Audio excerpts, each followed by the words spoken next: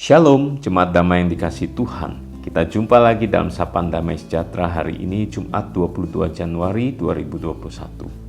Sama hari ini mengambil sebuah tema hidup di akhir zaman. Nats firman Tuhan terambil di dalam 2 Petrus 3 ayat yang pertama hingga yang ketujuh. Saya akan bacakan ayat yang pertama hingga yang ketiga saja. LAI memberi judul Hari Tuhan. Saudara-saudara yang kekasih, ini sudah surat yang kedua yang kutulis kepadamu.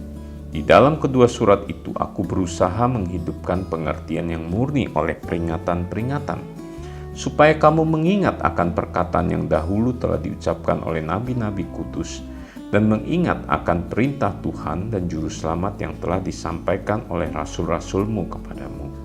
Yang terutama harus kamu ketahui ialah bahwa pada hari-hari zaman akhir akan tampil pengejek-pengejek dengan ejekan-ejekannya, yaitu orang-orang yang hidup menuruti hawa nafsunya. Saudaraku yang dikasihi Tuhan, apa yang ada di benak saudara ketika mendengar kata akhir zaman? Beberapa orang, termasuk saya, tadinya berpikir bahwa akhir zaman itu adalah sebuah hari yang menakutkan. Sebuah hari di mana Tuhan Yesus akan datang kali yang kedua, seperti yang tertulis dalam ayat yang ke-10 ini. Saya akan bacakan. Tetapi hari Tuhan akan tiba seperti pencuri. Pada hari itu langit akan lenyap dengan gemuruh yang dahsyat, dan unsur-unsur dunia akan hangus dalam nyala api, dan bumi dan segala yang ada di atasnya akan hilang lenyap. Ada juga yang mengaitkan akhir zaman dengan tanda 666, sebuah tanda iblis. Nah, di tengah masa pandemi COVID-19 ini, kita sedang menjalani sebuah proses vaksinasi. Ada sebuah percakapan bahwa orang yang divaksin itu akan diberi tanda, ada barcode-nya. Wow, ini jadi sebuah percakapan tentang akhir zaman. Lalu ada juga yang mengaitkan akhir zaman dengan banjir di mana-mana. Banjir di Kalimantan Selatan, di Sulawesi Barat, Sulawesi Utara, dan di beberapa tempat di Indonesia. Lalu ada tanah longsor, gunung meletus, dan lain sebagainya, peristiwa-peristiwa alam yang menakutkan itu. Saudaraku, saya mencoba mengajak saudara untuk melihat kepada konteks surat 2 Petrus ini ditulis pada abad yang pertama. Di dalam sebuah situasi dan kondisi jemaat mula-mula pada saat itu, di mana dipengaruhi oleh nabi-nabi dan guru-guru palsu, para kaum gnostik yang hidupnya dikuasai oleh keinginan-keinginan duniawi, yang berusaha untuk mengajarkan tentang pengalaman rohaninya sendiri. Mereka, para kaum gnostik ini, menyangkal kedatangan Yesus yang kali kedua, karena mereka berkata bahwa mereka sudah diangkat secara rohani ke sorga. Bukankah cerita ini juga kita dengar di zaman modern seperti sekarang, bahwa ada beberapa orang yang bercerita, bersaksi bahwa mereka telah dibawa Tuhan untuk jalan-jalan ke sorga, menikmati keindahan surga, kedamaian surga, dan kemudian diizinkan untuk kembali ke bumi. Para kaum gnostik ini mengejek-ejek, mengolok-olok orang percaya pada saat itu, mempertanyakan tentang janji kedatangan Kristus itu. Mereka berkata bahwa sejak bapa leluhur kita meninggal, segala sesuatu tetap seperti semula pada waktu dunia diciptakan. Mereka sengaja tidak mau tahu bahwa oleh firman Allah, langit telah ada sejak dahulu, dan juga bumi yang berasal dari air dan oleh air, dan bahwa oleh air itu bumi yang dahulu telah binasa dimusnahkan oleh air bah. Tetapi oleh firman itu juga langit dan bumi yang sekarang terpelihara dari api dan disimpan untuk hari penghakiman dan kebinasan orang-orang fasik. Saudaraku, orang-orang seperti ini tidak mau tahu tentang firman Allah.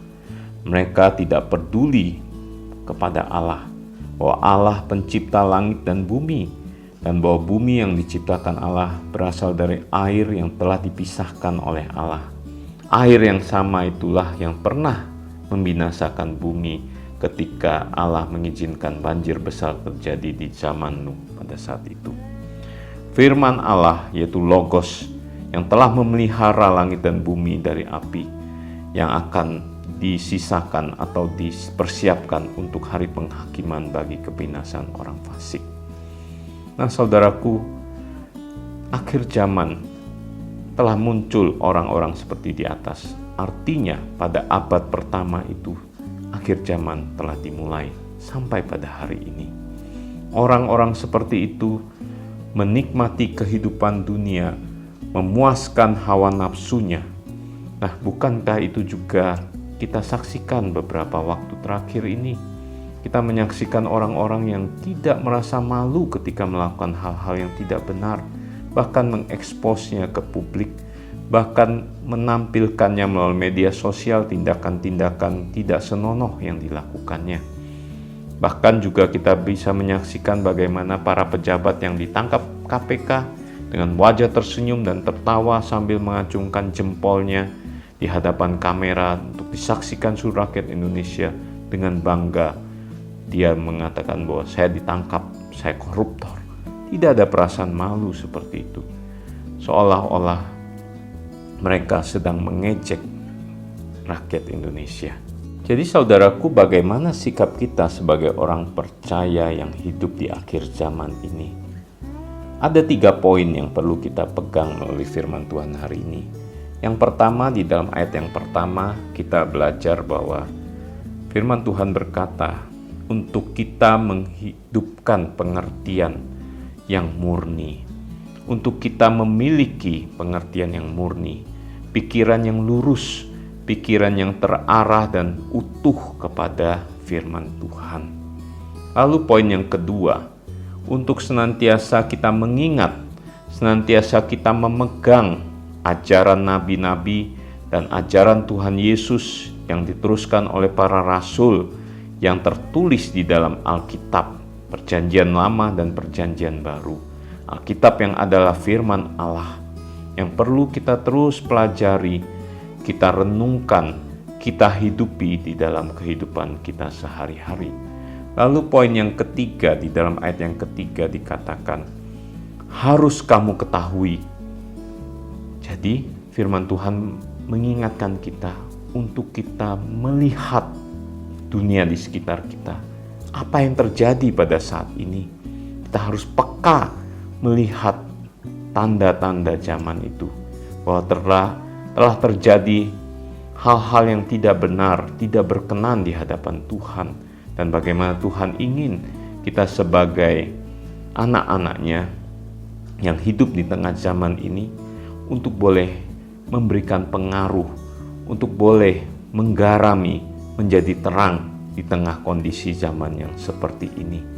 Kondisi zaman yang begitu jauh dari firman Tuhan, begitu jauh dari Allah, membawa terang di tengah-tengah kegelapan ini. Saudaraku yang dikasihi Tuhan, biarlah Tuhan Yesus melalui Roh-Nya yang kudus menolong kita, menopang kita untuk berdiri teguh di tengah-tengah zaman yang telah bengkok ini. Di tengah-tengah akhir zaman ini kita boleh menyuarakan firman Tuhan, kebenaran Injil bagi dunia ini, untuk boleh dipakai Tuhan menjadi berkat bagi jemaat, bagi bangsa kita, bagi dunia ini. Kiranya Tuhan menolong kita. Mari kita berdoa. Bapa Surgawi, kami tahu Engkau menempatkan kami di zaman akhir ini dengan segala pergumulan, problematika, persoalan, tantangan yang sedang terjadi. Tapi kami tahu juga Tuhan melalui firman-Mu bahwa kami bukan sekedar hidup seadanya, tapi Tuhan memberikan sebuah tanggung jawab kepada kami untuk sungguh-sungguh memiliki pikiran yang murni, lurus, yang terarah kepada Engkau. Untuk kami senantiasa mau berpegang teguh, belajar mengetahui akan firman-Mu dan menghidupinya. Dan juga Tuhan mau untuk kami peka kepada kehidupan zaman ini, bagaimana kami menggarami, meneranginya untuk boleh membawa berita Injil di tengah zaman ini. Terima kasih Tuhan, terpujilah nama Tuhan. Di dalam nama Tuhan kami Yesus Kristus kami berdoa dan mengucap syukur. Amin.